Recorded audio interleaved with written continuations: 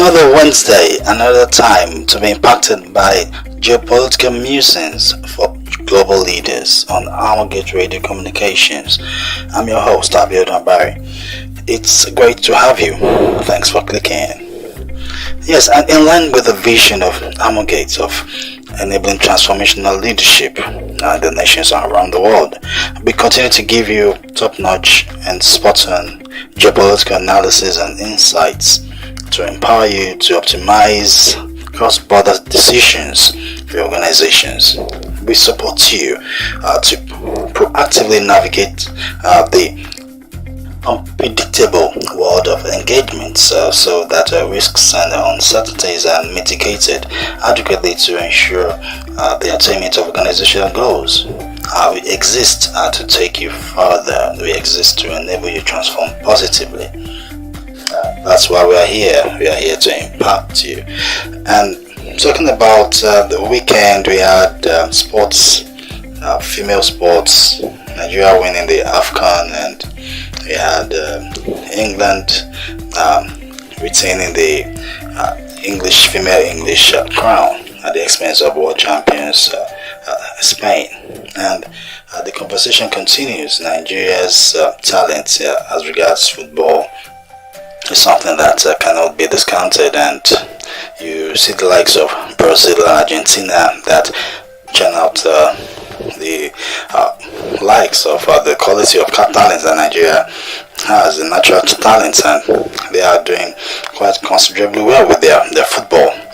Their football economy is somewhat more well protected from any mediocrity their country has actually experienced over the years. But like Nigeria, Nigeria has not really realized its full potential economically when it comes to football. On the side of the citizenry, the awareness is not there.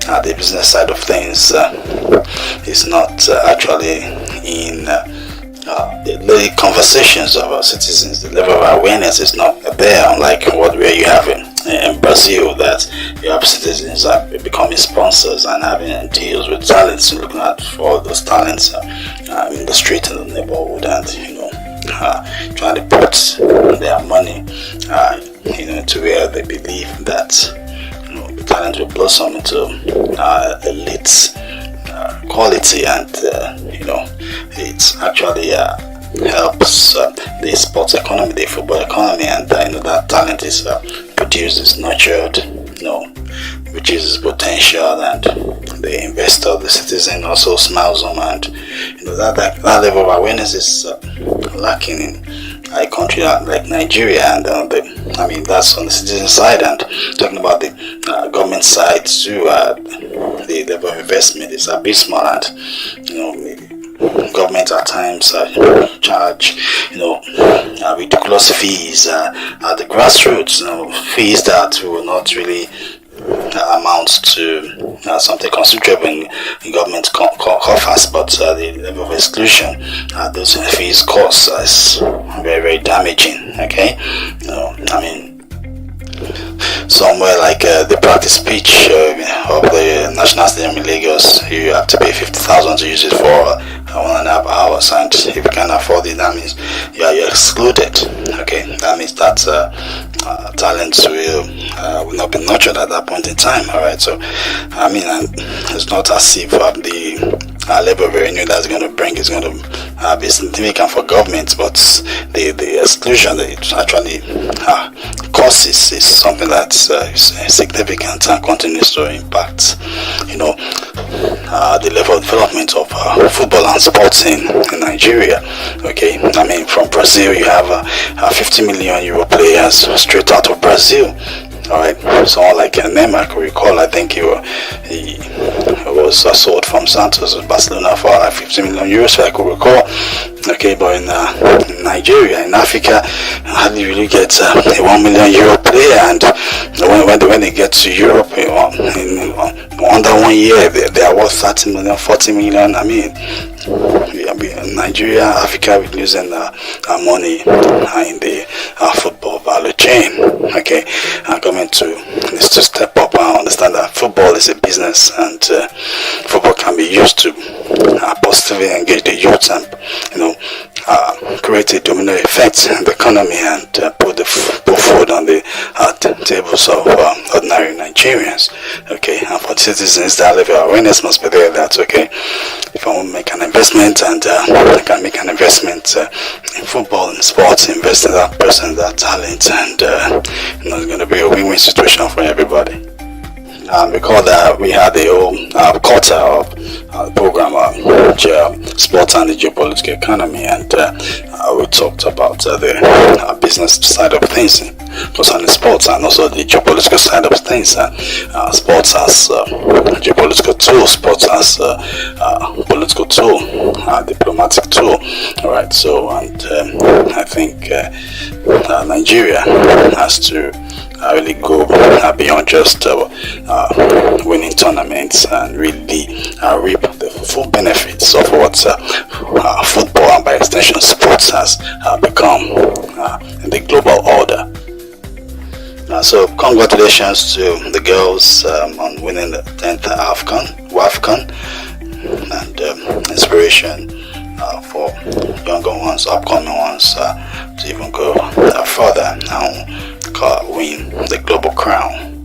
All right, and for Sarina Wigman, who was actually having a third winning under, back to back now, and having Burna Boy surprise her, at the parade, victory parade, is something that's actually projects Nigeria's Afro culture to the world, and it's really something that actually enhances cultural integration, and really shows how Africa is influencing and showing leadership. Nigeria is showing leadership when it comes to culture and music, and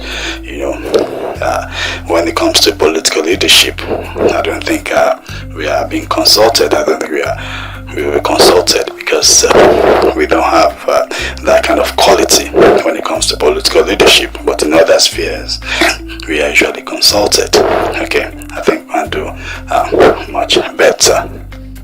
Yes, the EU-US trade deal, which the Hungarian leader Viktor Orban has really criticized, and the French Prime Minister calling it submission on the part of Europe.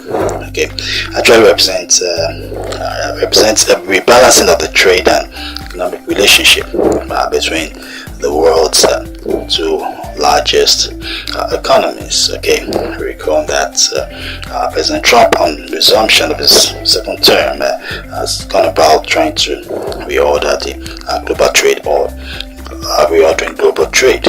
Okay, so according to the trade deal, the EU will purchase $750 billion of United States energy.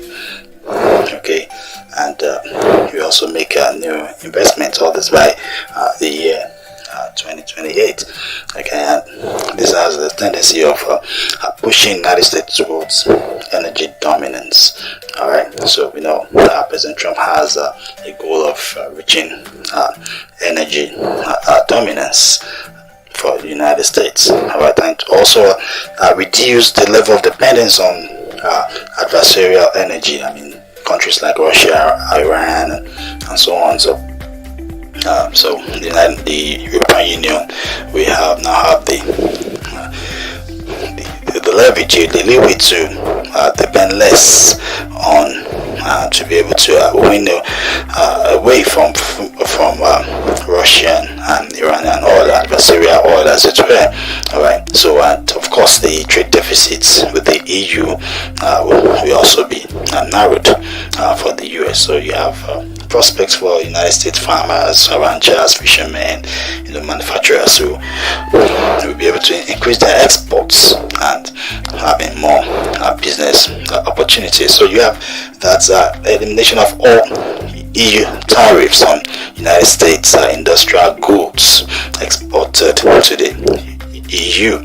Okay, so you have American made and American grown goods, and then compete, okay, in Europe. So these are market access. We actually promote growth in America to fuel the expansion of production and manufacturing. The EU will pay 15% tariffs on auto parts, pharmaceuticals, and semiconductors, and while sectoral tariffs on steel, aluminum, and copper are unchanged. So the EU too will invest $600 billion by 2028, in addition to existing yearly $100 billion by EU companies. And the EU will work to eliminate red tape, alright, but there's non-tariff barriers that inhibit the United States exporters in the EU. Okay, I'm talking about industrial exports, agricultural exports, food products, and also rationalizing the requirements for sanitary certificates for US pork and dairy products. And significantly, there will be no third-party opportunism. Party opportunists, because the establishment of strong rules of origin, so as to ensure that the benefits flow directly to the EU and to the United States. So there will be no opportunities for any country wanted to bypass their own tariffs and take advantage of the EU's deal with the US to trade in the US. Alright, so there will be no third party opportunism, so to speak. So, and the EU will not adopt or maintain network usage fees when it comes to digital trade. Okay, and the EU and the United States will maintain zero customs duties on electronic transmissions. Alright, and the EU agreed to purchase United States military equipment. It's not difficult to see why the French Prime Minister called this submission, and why the Hungarian leader Viktor Orban has actually criticized this deal has been bad for Europe. Of course, it moves the needle for the United States, and Europe really had to make those concessions because it wants to continue to sell to the United States, because it wants to continue to sell to the largest consumer market in the world. I mean, and it feels that those concessions are not to make, that the benefits that still outweigh the costs, so to speak. Yes, it must be said that President Trump is really playing the cards that the United States has as being the largest consumer market in the world. And I mean that we're $20 trillion, and you have every rational producer wanted to sell in the US market and wanted to do all it takes. Okay, and but when it comes to China, right about now, they're still meeting in Sweden. Talks are ongoing. Okay, and during the first round of talks, because that China wielded the rare earth cards. Okay, China is a supplier of rare earths to the United States and other countries in the world. Okay, and on wielding those cards, right about that time up to now, and you find that President Trump himself in dealing with Ukraine ensured to sign a minerals deal, a rare earth deal with Ukraine, and even in settling the conflict between Congo DR and Rwanda. He also ensured a rare earth deal for the United States, and that's trying to reduce the dependency on China, since China actually chose to weaponize the rare earths supply in the trade negotiations. I mean, that was a wake-up call, and that's how nations behave rationally, because same thing when you recall the United States weaponizing the dollar, against Russia, and you find that Russia and other countries pivoting away from the dollar, to protect themselves in the future. If Russia doesn't want it to happen to to it again, and other countries feel that okay, if it's happened to Russia today, it might be us tomorrow. So when those kind of tools are weaponized, it actually incentivizes people to pivot away and look for alternatives, look for options to be able to feather their nests. So in the pursuit of reordering of the global trading system, talks are ongoing between the United States and China, and you have that, right after detailed reports of both economies, you have the United States concerns about the Chinese overcapacity, right, and of course the purchase of Iranian oil.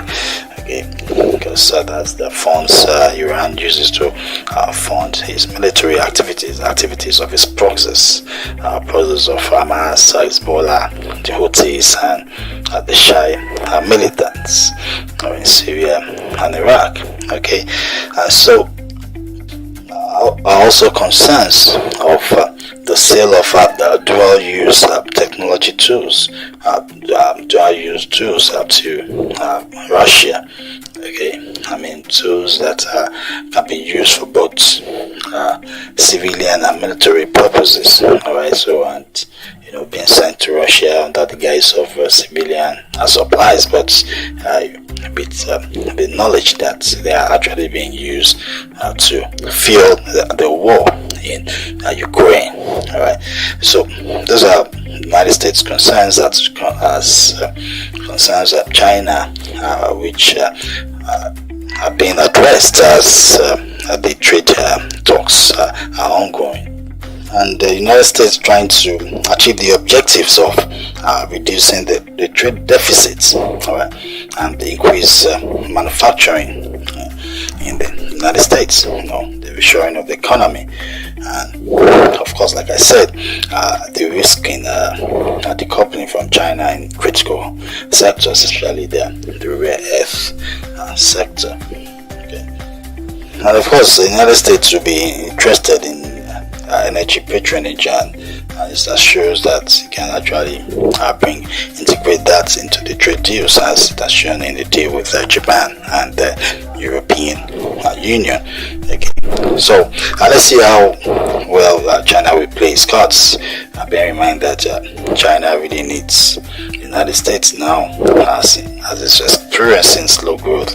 Okay, and with concerns over the bankruptcy of Evergrande, the housing giant, and BYG's shaky situation, the electric vehicle giant situation too, causing concerns. Having housing stocks dropping, and people losing their investments. Sort of economic concerns in China amidst political fluidity. Right, very, very strong evidences of China moving from a strong one-man regime back to collegiate leadership involving Hu Jintao, Wen Jianbao, and Yang Huxia, who's of course in charge of the military. So we continue to follow talks in Sweden, which you have as an impacts on the reordering of the global trading system, as envisaged by President Trump. And very importantly, we talk about the humanitarian crisis in Gaza, right? And very rarely, U.S. Congresswoman Marjorie Taylor Greene has labeled it a genocide. It's condemning the deteriorating humanitarian conditions. Alright, by the same time, she called on Hamas to release the remaining hostages that were captured on October 7. The incident leaving over 1,200 people dead. And Marjorie Taylor Greene's position contrasts Congressman Randy Fine's position, who called for the release of hostages that until then starve away.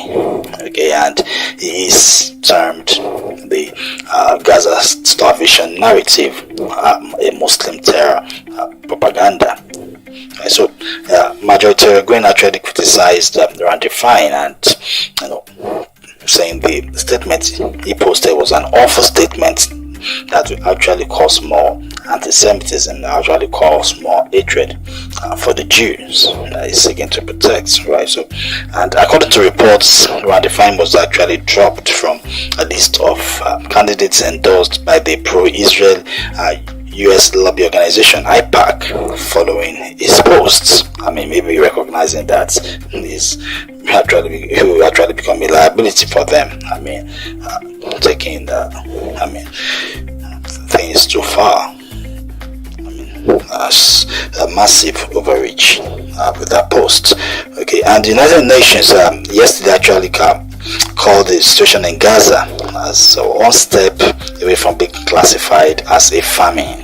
Alright, because there is increasing evidence that widespread starvation, malnutrition, AIDS, and disease are causing hunger-related deaths, according to IPC, the United Nations Food Security Watchdog. So, the situation in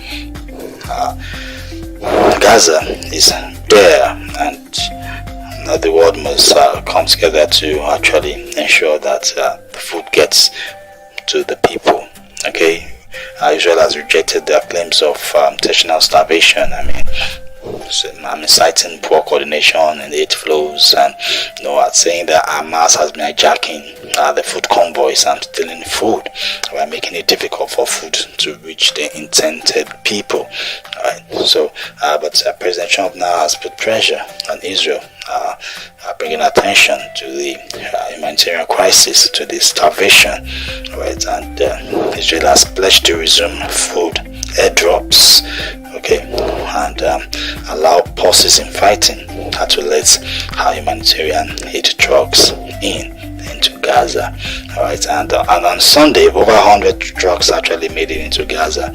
Right, and the United States Secretary General Antonio Guterres called that a trickle of aid that must become an ocean. Right, and must add that as soon as possible, because the situation in Gaza is actually an emergency. I believe that diplomatic efforts need to be redoubled, especially by Arab nations, to prevail upon Hamas and try to mediate and ensure that the ceasefire, which is actually now broken, so to speak, can be done, and peace can come to Gaza, and people can try to live their life in peace, and development can then follow. I mean, all the bloodlettings right from October 7, and what we have now is something that's not desirable, unintended consequences, and people who have nothing to do with the war are actually bearing the brunt, And before we go, today is important we update what we have on the Russian-Ukraine war. I mean, you have Trump's frustration with Vladimir Putin, that when they talk on the phone, Putin talks nicely, and right after he's dropping bombs in Ukraine, that it seems Putin is just playing along and biding the time. He's not sincere in negotiations, that he's not sincere in coming to peace, he's not sincere in halting the bloodshed. And even right after Trump said that Russia would face new sanctions, secondary sanctions, that if it does not end its war with Ukraine in the next 10 to 12 days, Russian airstrikes killed 27 people across Ukraine yesterday, hitting a hospital and a prison. So President Trump has talked about secondary sanctions, and by that I think it means third party countries will buy Russian oil and gas, and seeing if Russia is defunded, I will be able to continue to fund the war, continue to fund the meat grinder. Okay, and Trump will also ensure the military reinforcement of Ukraine.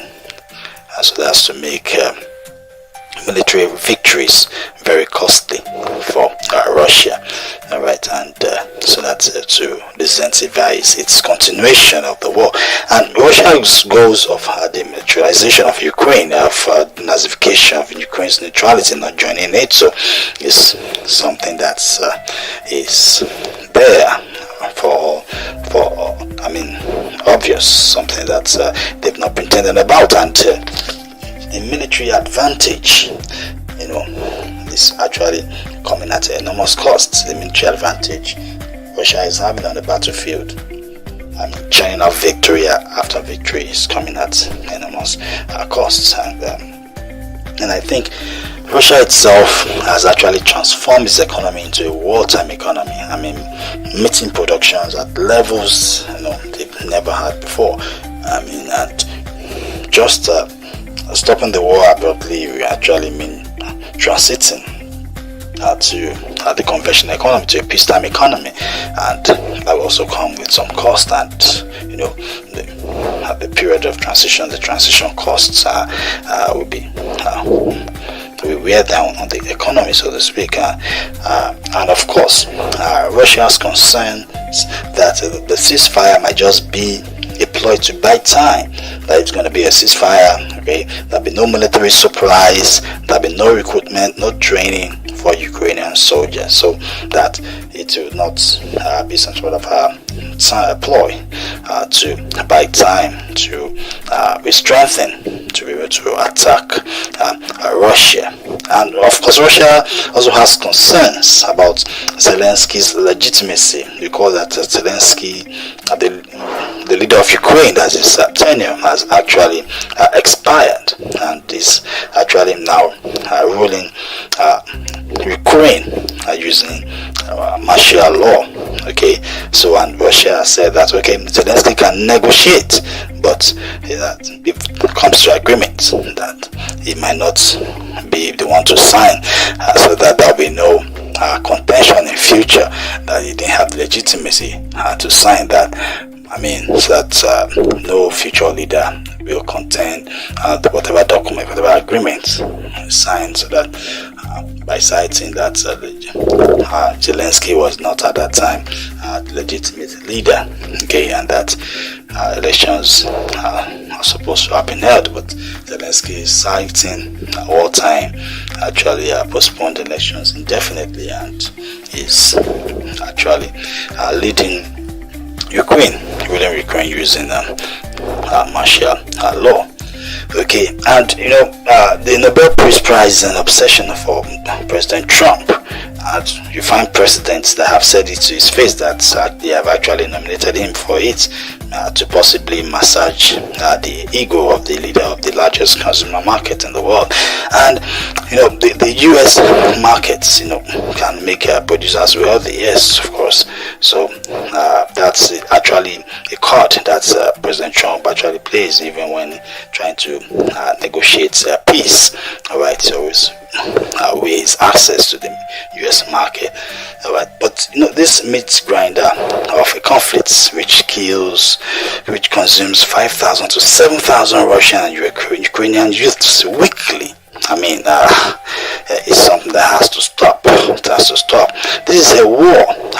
President Trump promised to stop on day one if re-elected, but I think now he has to retool his kit if he is to achieve his pacifist objectives in Europe. And with that, we draw the curtain on today's episode of Geopolitical Musings for Global Leaders.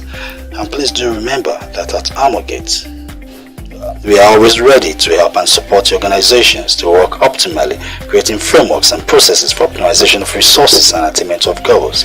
You can contact us on Facebook, LinkedIn, Instagram at Armorgate. You can also visit our website at www.thearmorgate.org. Our email is contact@thearmorgate.org. And don't forget to subscribe to our YouTube page, Armorgate Radio Communications. I hope that the time we spent together has been rewarding. I can assert that it's been my pleasure hosting you. Until I come up on your devices again, it's bye for now, and God bless you. Thank you. Armorgate. Founded in 2008 out of a desire to build transgenerational structures for organizations, institutions, and nations, we have worked with large businesses, international development organizations, and public sector ministries and agencies. Armorgate. Our uniqueness is that we do not just work for you, we work with you. For example, we do not leave you to the task after sourcing talent that will help the new hire settle into robust leadership development programs. We are technical experts in advising and supporting institutions on strategy and leadership, artificial intelligence, strategic human resource management, public sector reform, finance, audit and tax, FAT, and strategic communications. We do all this and more out of a desire to transform nations through institutions and organizations. For further inquiries, email contact@thearmorgate.org or call +234 810 999 6666, +234 807 957 4151, and +161 0504 6026. www.thearmorgate.org. Armorgate, building to endure and transforming nations through institutions and organizations.